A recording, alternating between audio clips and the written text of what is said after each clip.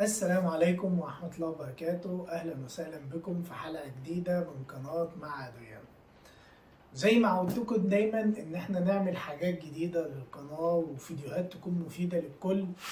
فإن شاء الله احنا كده خلصنا من السلسلة التعليمية الأولانية اللي هي إزاي تفتح البوت، إزاي تفهم تعلي في الاس تي اي والاي ان تي، ازاي تروح تلفل، ازاي تجيب اليونيكات، ازاي تبلص هدومك، ازاي كل الحاجات دي. طيب ناويين بقى ان شاء الله نعمل سلسلة تعليمية تانية، الجزء التاني هتكون عبارة عن كل بيلد بتستخدم ضرباته ازاي، وتلعب بي في بي ازاي، وتروح تلعب في اليونكس، وتروح تعمل في الحاجات دي ازاي. بتيجي اوقات كتيرة ناس تسألني انا دلوقتي داخل البيتا مع واحد، انا لابس هدوم بروتكتور بلس 7، وهو لابس بروتكتور بلس 7، سلاحي بو بلس 9، سلاحه بو بلس 9، وبحس ان هو بيكسبني بسهولة جدا. بحس ان هو ان انا كاني مش لابس قدامه. الموضوع بالنسبه له بيخلص في نص دقيقه يكون مخلص عليا. طب ازاي واحنا كلنا زي بعضنا؟ بتفرق بقى الحته ديت في التكنيك واستخدام الضربات للبني ادم اللي قاعد على الكمبيوتر او قاعد على اللابتوب.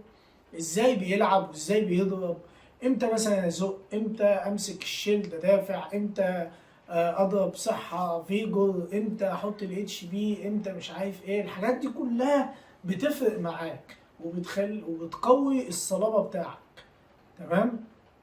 لو انت مش عارف الحاجات دي كلها هتبقى بالنسبة له برضه كأنك ضعيف، لان هو عارف بيضرب انهي ضربة، عارف امتى يزقك، عارف امتى الضربة دي اللي بعدها جاية هتموتك، فلازم احط لك ضربة سريعة جدا قبل ما الاتش بي والفيجور بتاعك يحملهم فالحقك، امتى اوقفك عن الضرب، امتى اعمل حاجات كتيرة. لازم نفهم كل الكلام ده. فان شاء الله هحاول في السلسلة ديت اعلمكم كل بيلد بيتلعب بيه ازاي، والبيلدات المفضلة في اللعب، وطريقة اللعب بيها، واستخدام ضرباتها ازاي. وطبعا انا مش احسن حاجة في كل بيلد، في ناس تانية احسن مني طبعا، بس انا من وجهة نظري هحاول على قد ما اقدر افيدك باللي انا اعرفه.